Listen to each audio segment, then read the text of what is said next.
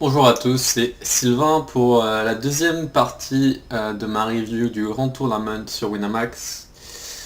Alors pour cette deuxième partie, j'ai décidé d'avancer pas mal dans le tournoi. Il y avait pas mal de mains peu intéressantes. Donc j'ai décidé d'avancer pas mal. Là on en est à la 223e main du tournoi. On n'est pas très loin de la bulle. Ce qui va évidemment affecter nos décisions. Et j'ai décidé d'en profiter pour sélectionner quelques mains pour vous montrer comment utiliser certains outils pour travailler votre jeu, pour essayer d'améliorer votre stratégie au poker, notamment si vous n'êtes pas très familier avec ces outils-là. Donc on va commencer avec une petite review avec PioSolver pour voir si notre stratégie est bonne.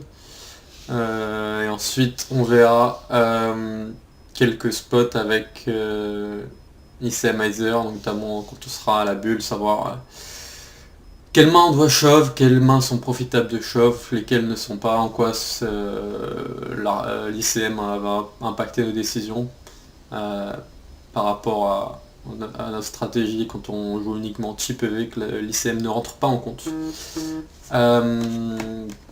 Donc voilà, on va commencer à regarder ça ensemble. Donc il y a cette première main ici, donc on a valet dame de cœur au bouton et c'est foldé jusqu'à nous. Donc la small blind n'est pas là. Elle est sur les blindes 1500-3000 en T400. Donc il y a 5000 au milieu. Donc le pot fait 5000 à voler. Ici, clairement, je pense que open shove, valet dame suité, on est un peu trop profond. On a 17 blindes, un peu trop profond. On va risquer 50 000 pour voler 5000, pardon. Donc je pense qu'on a un open assez standard au bouton. On a envie de se faire payer par plein de mains qu'on domine dans big blind. Donc j'ai décidé de min raise ici. Big blind, pas trop d'infos contre lui, je crois que c'est un joueur régulier, a priori. Donc il défend sa big blind, on a un flop roi 8-8 avec 2 piques, 1 carreau. Et donc j'ai décidé de check back ici au flop.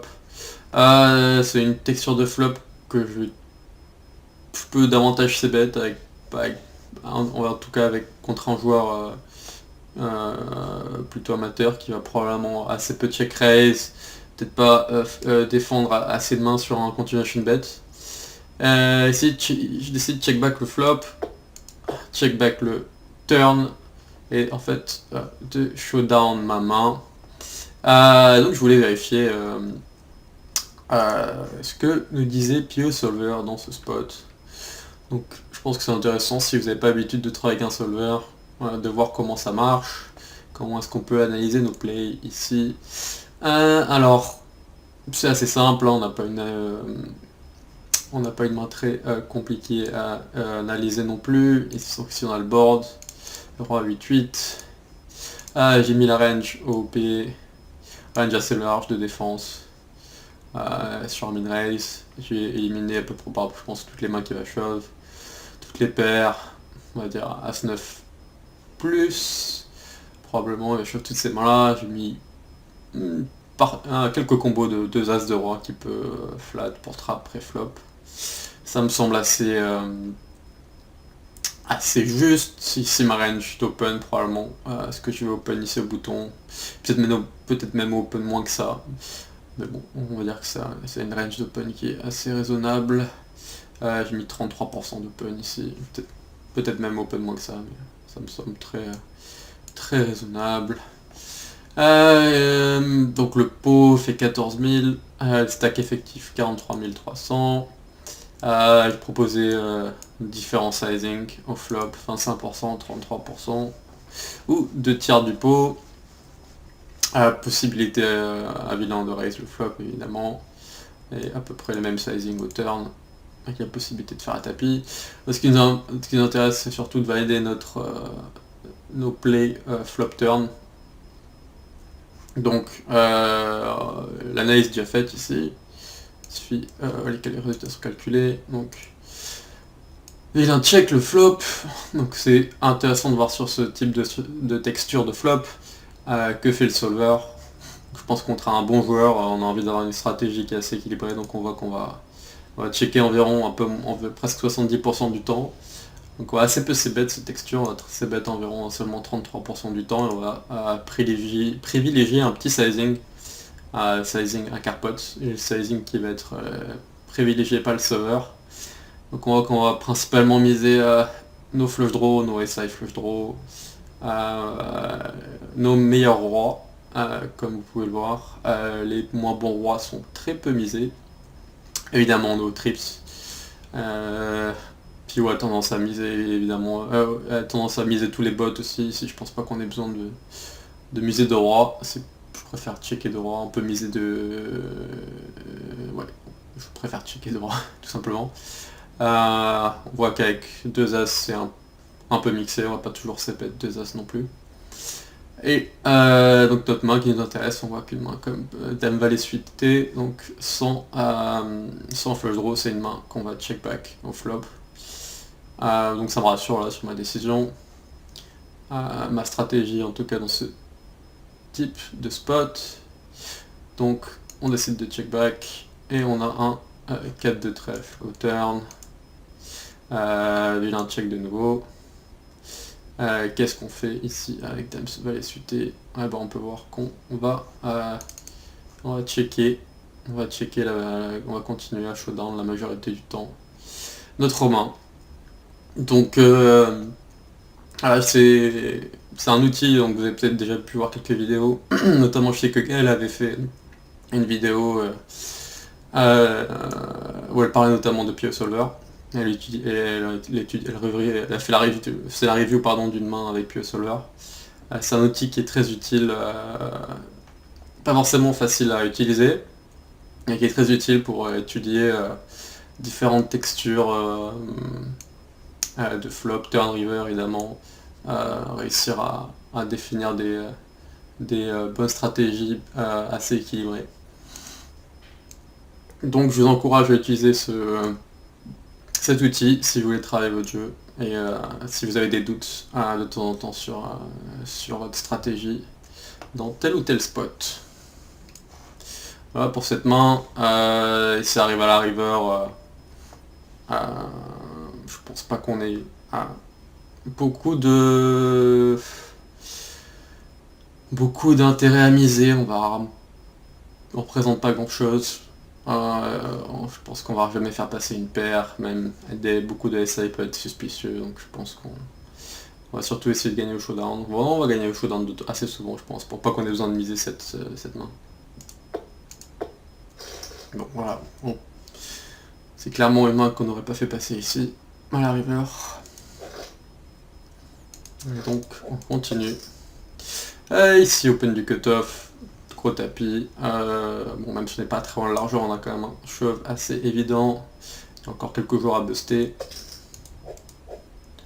Ça n'a rien du tout open va être extrêmement large ici, donc on a un shove vraiment évident ici avec As Valet, à mon sens, et on est content de gagner le pot pré-flop. Ici As-Roi cutoff, spot d'open assez évident également. On se fait 3 bêtes petits par le joueur au bouton. On est content de tout mettre au milieu.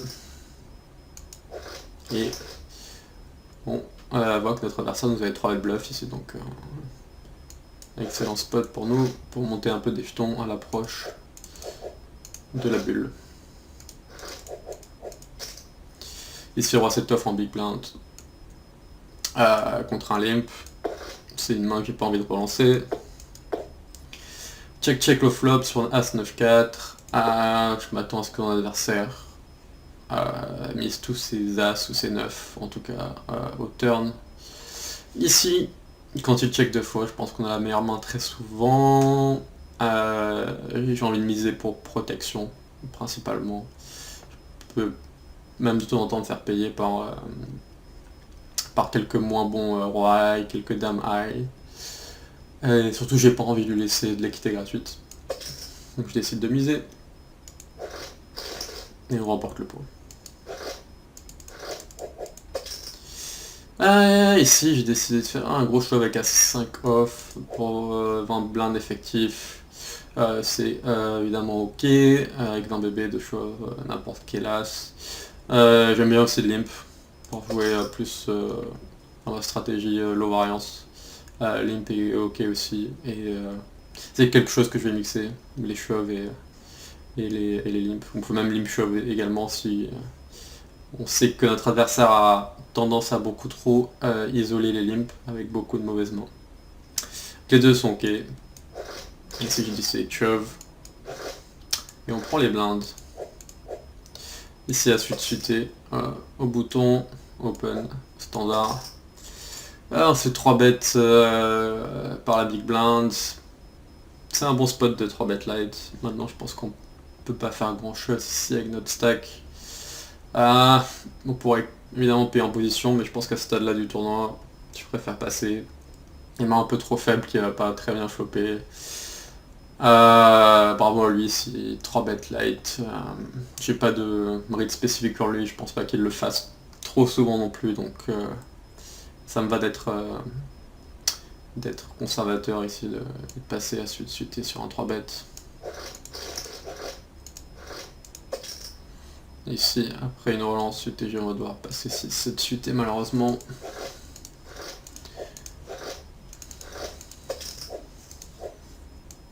Ici, 3 et 5 suités. J'ai décidé de 3 bêtes. J'ai le bon un stack correct pour 3 bêtes light. Ici, quelques mains. C'est une main qui est difficilement profitable à défendre. Je pense que sa range d'open ici, elle est très large. Donc j'aime bien mettre quelques 3 bêtes light ici et prendre quelques merguez comme on dit, hein, pour 3 bêtes notre adversaire, lui mettre le levier. Je pense que ça va marcher très souvent. Si ça passe pas, on a toujours 20 blindes. Donc on a un stack qui reste très jouable. Et ça passe.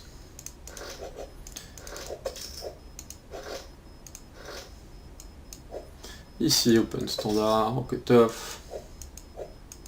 As-9 suité. Sur cette texture de flop, on va c-bet. Quasiment 100% de notre range. Avec un petit sizing.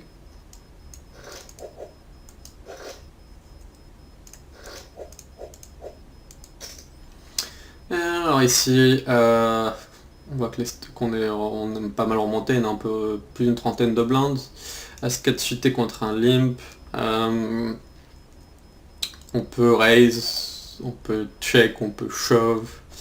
Je crois que j'ai choisi l'option la plus agressive. Avec ce joueur, c'est vraiment beaucoup de mains, combat de blind, je me suis dit qu'il y avait vraiment limp beaucoup trop de mains. C'est que quand on fait tapis, ce que j'ai fait, on risque 90 000 pour gagner 8 000. Je pense qu'il aime vraiment beaucoup trop de combinaisons dans cette situation pour que ce soit profitable de shove. Et puis As-4 suité, c'est pas non plus la main qui est parfaite à jouer post-flop avec ces profondeurs là. On est content de tout simplement deny l'équité de notre adversaire, de prendre le pot pré-flop. On n'est pas mécontent.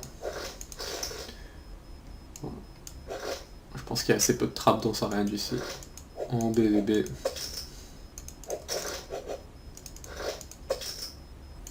Thème 7 suité, c'est passé. Je pense qu'on se rapproche de la bulle. Ici, défense standard et croix 10 contre un open du bouton. On a une gut shot, une overcard sur le valet. On fait face à un tiers pot. Pas grand chose d'autre à faire que de call ici, je pense. On pourrait check raise, mais à ce moment-là du tournoi, j'ai pas envie de mettre autant de jetons au milieu avec cette main-là. J'ai pas envie de trop check raise au float dans la stratégie. Donc on va check call tranquillement. Et on river les nuts. Ici sur cette dame, alors ici évidemment on a deux options, on peut miser, on peut check raise. J'ai beaucoup de mains dans ma range que j'ai envie de checker. Je pense que c'est quand même une carte qui va toucher un peu sa range. De temps en temps, il y a des Dame X qui va pas deuxième barrel. Des mains comme type Dame 10, Roi Dame, Dame 8. Je pense qu'il a aussi quelques flush draw, mauvais flush draw qui va pas de barrel. Et c'est une carte qui va avoir envie de bluffer avec ces mains-là. Donc je pense que ici avec notre main on a plutôt envie de check raise à la river, et puis si notre adversaire est un type Dame Valet, Dame 9, on va pouvoir prendre aussi max value sur ces combinaisons-là. Je vois mal passer sur un check raise à la river. Bon, malheureusement il avait As 9. Je suis même pas certain qu'il colle une grosse mise à la river. Mais en tout cas, ouais, je pense que la meilleure décision c'était de check pour placer un check raise ici. Il y a d'autres mains que je préférerais le lead. Mais je pense qu'ici, Roi 10 c'est vraiment une bonne main à mettre dans notre range de check raise river. On aura quelques bluffs, évidemment.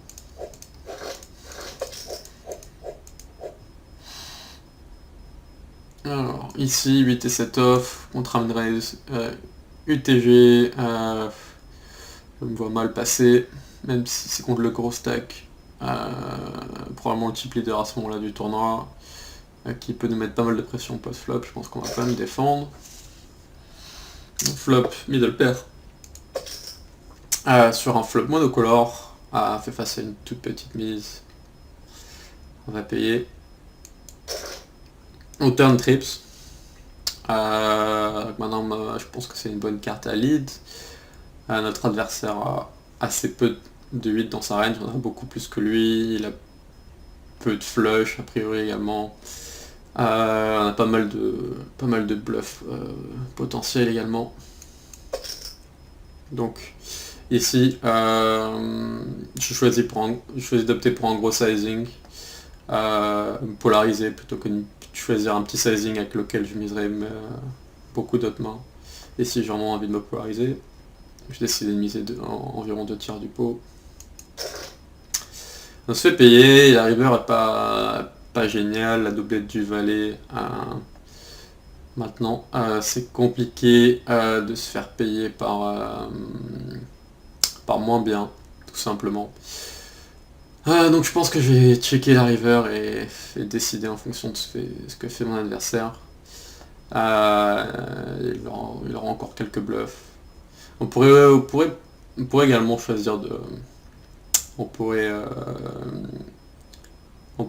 d'utiliser un petit sizing ici aussi au lieu de checker.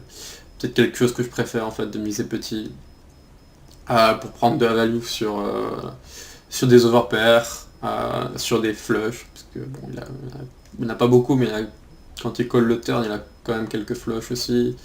Principalement, il a des top pairs et des overpairs et des flushs. Donc je pense qu'on aurait pu choisir de prendre un petit sizing et fold sur un shove. Je pense qu'il va quasiment jamais se faire bluffer sur ce run-out. Qu'effectivement notre adversaire avait floppé la couleur, qu'on a perdu un peu de value sur cette main-là. Je pense que sur le moment j'y ai pas pensé, mais j'aurais pu effectivement choisir d'utiliser un petit sizing, comme je l'aurais fait avec mes bluffs type 9 et 10, avec mes valets si j'ai décidé de choisir un valet, mais je pense qu'avec le sizing que j'utilise au turn, j'aurais assez rarement un valet.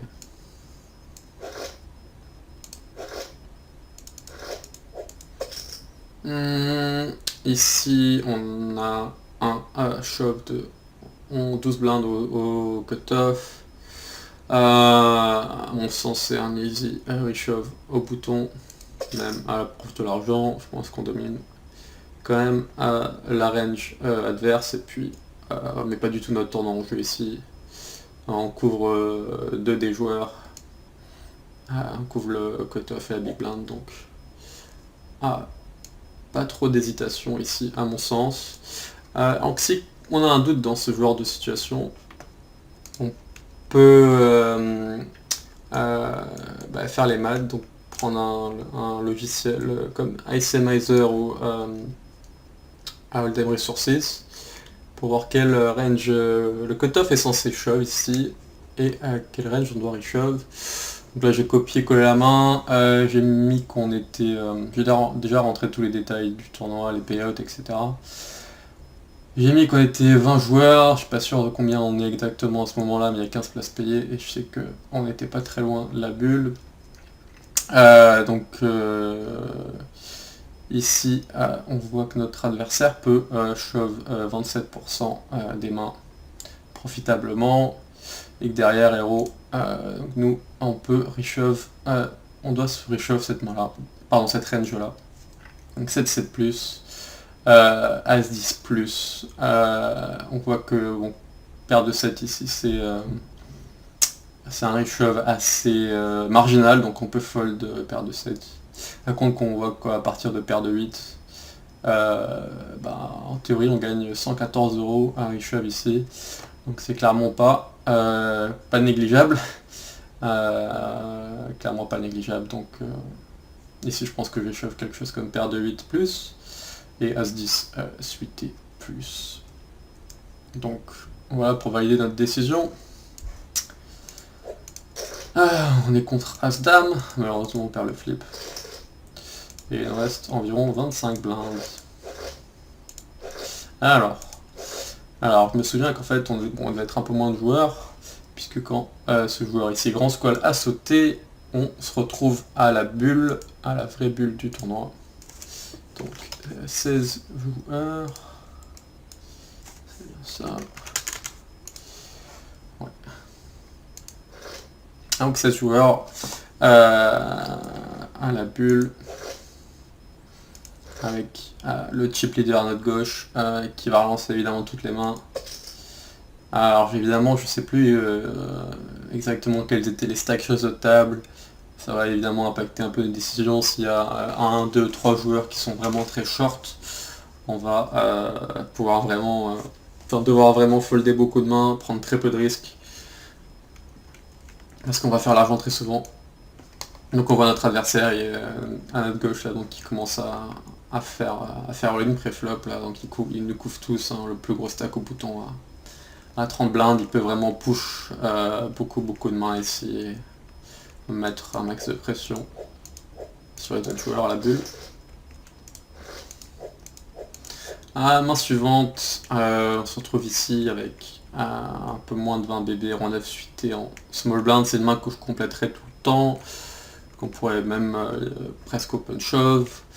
Maintenant je pense que même si je limp, mon adversaire va vraiment... Enfin un limp reste ok, mais je pense qu'il va vraiment shove tellement de mains. C'est un joueur super agressif. Donc je crois que j'ai décidé de tout simplement open fold. C'est vraiment une adaptation là qui est vraiment propre à la bulle et propre à ce joueur, sur lequel j'ai quelques rides. Ici je crois j'ai décidé d'open, je pense que je vais avoir pas mal de respect sur mon open. Évidemment je vais raise fold. J'ai apparemment un stack qu'on peut 3 bet, sur lequel on peut me 3 bet fold. Je pense que ça va vraiment arriver très rarement que je me fasse 3 bet bluff ici. Je pense que je représente pas mal de force à open. J'aime bien mon open ici.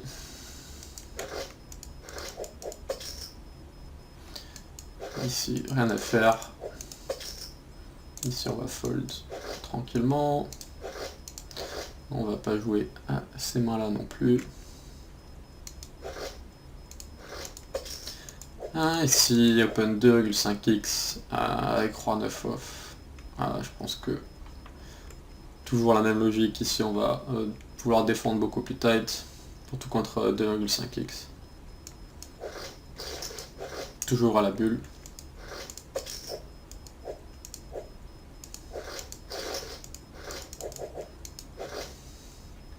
Là on a un spot assez intéressant, donc on n'est toujours pas dans l'argent. Et on a paire de 6 au cutoff, c'est foldé jusqu'à nous.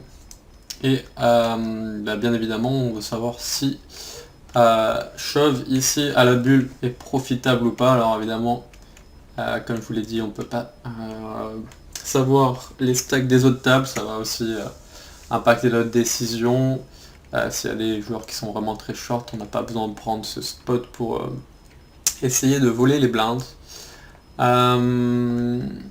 Donc pour essayer de voir ce qu'on doit faire, comme toujours, on va prendre les outils à notre disposition. Alors ici j'ai copié-collé la main dans Hold'em Resources pour voir en type EV ici. Donc type EV, qu'est-ce qui est profitable de shove. On voit qu'on peut shove quasiment 30% des mains profitablement. Donc s'il n'y a pas d'ICM qui rentre en jeu, si on n'est pas la bulle, on peut shove profitablement 30% des mains, toutes les paires. 8-7 suités plus, tous les Broadway,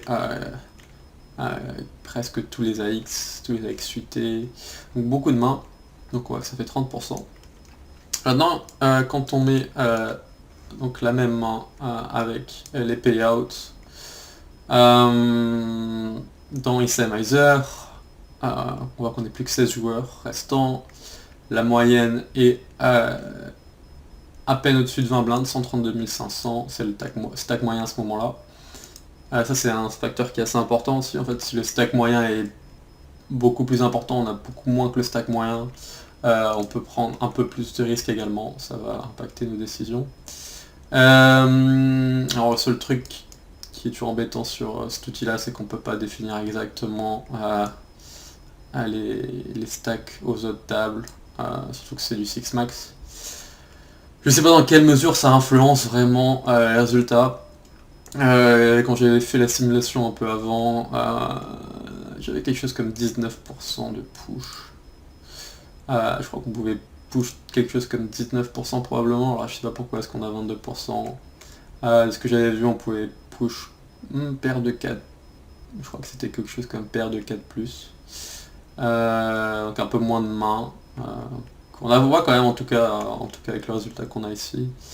Je sais pas pourquoi le résultat a changé. Qu'il y a quand même 8% de différence entre ce qu'on peut push en termes de chip EV et en termes d'ICM EV. C'est déjà que c'est quand même une grosse différence. Et puis donc ici donc ça affiche après le risque que ça nous fait gagner en euros. Donc on voit que push paire de 3, paire de 4, c'est vraiment marginal, donc on n'est vraiment pas obligé de push toutes ces mains là marginales, on peut vraiment réduire notre range de push ici, peut-être push quelque chose comme paire de 7 plus s'il n'y a pas de joueur très short à l'autre table, paire de 7 plus, as 10 plus, on peut probablement push la majorité de nos suités, les produits suités également, roi dame, etc. C'est toujours intéressant de voir la différence entre les ranges qu'on doit utiliser pour push en termes de chip EV ou en termes d'ICM EV. Là on voit que si c'est foldé à bouton, il peut vraiment presque shove anytoo, enfin on n'est pas très loin, 83% avec l'ICM. Donc voilà, encore une fois, c'est le genre d'outil que je vous encourage à utiliser pour analyser vos décisions, notamment dans des situations aussi spéciales que la bulle, ou en demi-finale, en bulle de table finale, en table finale. Les ranges sont vraiment impactés par le facteur ICM. On voit ici, j'ai choisi l'option conservative. Bon, encore une fois, c'est un push qui reste assez marginal, je pense. Surtout s'il y a des joueurs qui sont vraiment très short sur les autres tables. Je pense que paire de 6, on est content de passer. Et on va faire l'argent très très souvent.